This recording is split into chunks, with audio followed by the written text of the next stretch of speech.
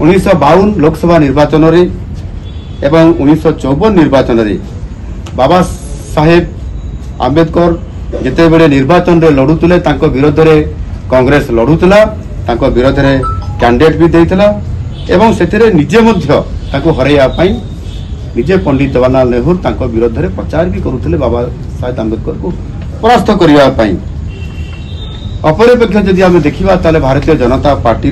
जिते बड़े आम सर्वोच्च नेतृवृंद बाबा साहेब को जन्मस्थान मध्य प्रदेश जिते बड़े मध्य प्रदेश से जिते बड़े स्मारकी से प्रतिष्ठा करागला प्रधानमंत्री स्वर्गत अटल बिहारी वाजपेयी ताकू उद्घाटन करथिले एवं दिल्ली रे मध्य जिते बड़े आंबेडकर केंद्र एक प्रतिष्ठा करागला सेते बड़े मध्य आज यशस्वी प्रधानमंत्री नरेंद्र मोदी जी ताकू सेथिरे आम सरकार आसला परे मध्य ताकू निर्माण करथिले एवं ताहार उद्घाटन मध्य करथिले एणु किए काहाकू सम्मान देबा कथा यज्ञ पूजार अधिकारी जी ताकू सम्मान देबा भारतीय जनता पार्टी केबे पछाई नाही ई बाबारे निरंतर भावरे करुथिले एणु इथिरे संपूर्ण भावरे पंडित नेहरू एवं कांग्रेस दल समस्ते बाबा साहेब आंबेडकर को असदाचरण एवं अपमानित करथिले संसद भवन रे गत किछि दिन पूर्वरु माननीय गृह मंत्री अमित शाहंकर भाषण रो एक छोट विवृत्ति को लेकिरी जेभली भावरे ताको कांग्रेस दल राजनीति करिया पई अपचेष्टा करिछि ताको मु गभीर भावरे निंदा करुछि। बाबा साहेब आंबेडकर जे कि भारत वर्षर जड़े बरपुत्र थिले एवं संविधान रो प्रणेता हिसाब रे तांको भारत वर्ष तांको अभिहित करिछि सम्मानित करिछि ये कथा को समस्त जानी एवं सेति पई आम दलर एवं आम शीर्ष नेतृत्व को ताकू यथोचित सम्मान प्रदर्शन करि आसुछंती। एठी जेभली भावरे गोटे छोट कथा को लेकरी बा विवृत्ति को लेकरी ताकू अपप्रचेष्टा करा जायछि ताकू किभली भावरे विकृत करिया पई यदि आम पूर्व इतिहास को जीवा ताले वास्तविक किए प्रकृत रे बाबा साहेब आंबेडकर को अपमानित किए करिछंती यदि ये कथा हमें देखिबा ताले सब क्षेत्र रे विशेष करिकरी आपनकर सामाजिक क्षेत्र रे हो किंबा राजनीतिक क्षेत्र रे हो जे कि सबुठारु जणे भारत वर्षर ज्ञानी एवं तांकर भारत वर्षी श्रेष्ठत्व अवदान जार रही सदा सर्वदा कांग्रेस दल अवहेला करि आसीछि एवं खाली अवहेला नुह प्रयास करिछि से दृष्टिकोण कांग्रेस दल तरफ कांग्रेस नेता मान तरफ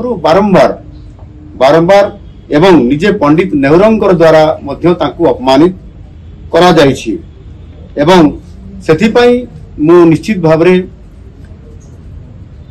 दाबी रखुछि जे कांग्रेस दल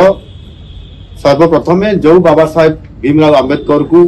जेभली भावरे अतीत बहुत अपमानित करिसंती से निजे कांग्रेस दल सर्वप्रथम क्षमा मागिबा उचित एवं से क्षमा मध्य मागु विशेष करिकी जेते बेले आपनकर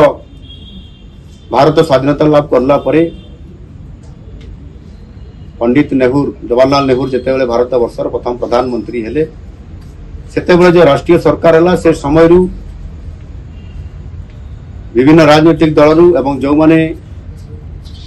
ये देशर नेतृत्व नौथिले जो माने ज्ञानी सरकार चलैबार जो मानकर दक्षता एवं जो मानकर ज्ञान था ताकू नेकी सरकार परिवार ये कथा को नीति निष्पत्ति हेइथिला एवं सबुठारु ज्ञानी एवं अधिक ज्ञान अर्जन करिथिबा तथा शिल्प एवं विशेष करके अर्थनैतिक दृष्टिकोण स्वतंत्र भाव ज्ञान प्राप्त होता डॉक्टर बाबा साहेब आंबेडकर को से विभाग मंत्री न करी तांकु आईन विभाग दायित्व मध्य कांग्रेस सरकार समय पंडित जवाहरलाल नेहरू ही देइथिले एवं ता सहित मध्य एथिरे संरक्षण व्यवस्था कथा जिते आसला सेते मध्य मुसलमान को संरक्षण देवा कथा को बेसी प्राधान्य दि जाइतिला किंतु आदिवासी एवं हरिजन क्षेत्र रे सेथिरे स्वतंत्रता दिया जाई नथिला इथिरे जो पातर अंतर कांग्रेस करुथिला एवं ताकू जेते बेले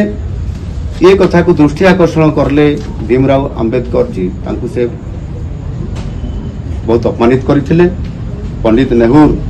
जेते बेले डॉक्टर बीसी राय को एक चिट्ठी रे से उल्लेख करथिले सेथिरे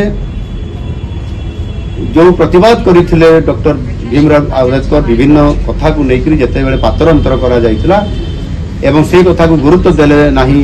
पंडित जवाहरलाल नेहरू सेते बेले से तांको पदवी इस्तीफा देइथिले एवं इस्तीफा देला परे पंडित नेहरू डॉक्टर बीसी राय को एक चिट्ठी लिखिथिले और से चिट्ठी रे स्पष्ट भाव रे थिला जे भीमराव अंबेडकर जो इस्तीफा दउछंती सेथिरे कांग्रेस दल उपरे कौन सी प्रकार प्रभाव पड़िबो नाही एवं आज कांग्रेस पार्टी किभली भाव रे डॉक्टर भीमराव अंबेडकर सपक्ष रे कथा कहउछंती ताकू से अपमान करछंती एवं से जते बेले ताको कथा को रखिले नाही ये जो बारंबार घटना घटिला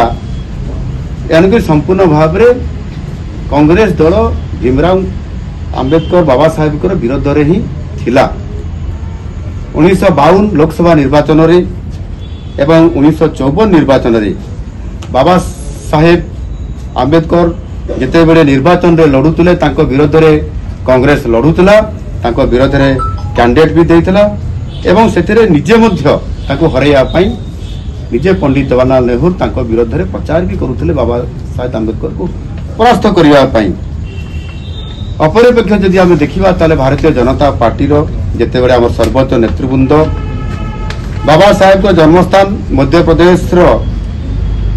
जिते बड़े मध्य प्रदेश से जिते बड़े स्मारकी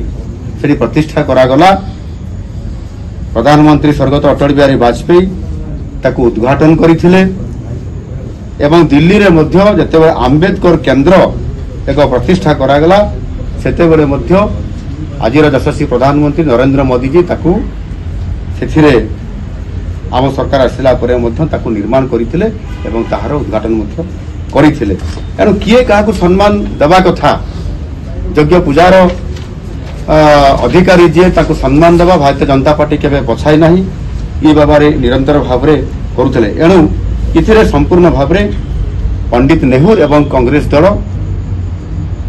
समस्ते बाबा साहेब आंबेडकर को असदाचरण एवं अपमानित करथिले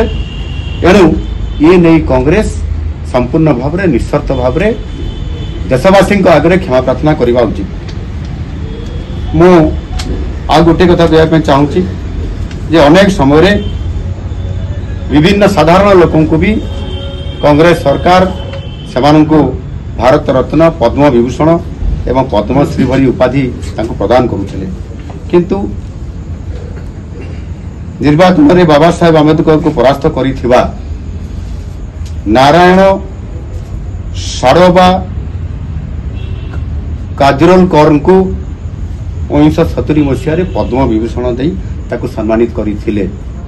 अर्थात बाबा साहेब आंबेडकर को जी हरई से लोक पद्म विभूषण पुरस्कार पाइबे ई प्रकार कांग्रेस सरकार विचित्र नीति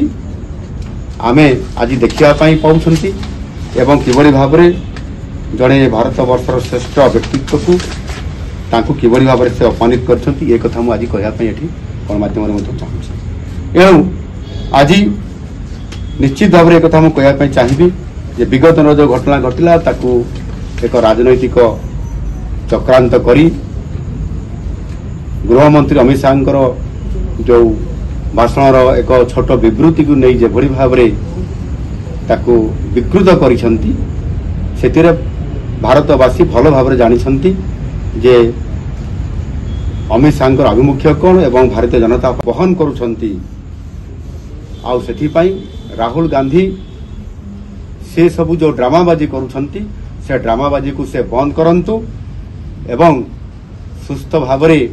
से निजर जो जेभली भाव से इथिरे दल सहित सारा भारतीय लोक मानू बाबा साहेब आंबेडकर जेभली भाव से अतीत विकृत करुवा से दलर नेतृत्व नौथुवा सेथिरे से क्षांत रहंतु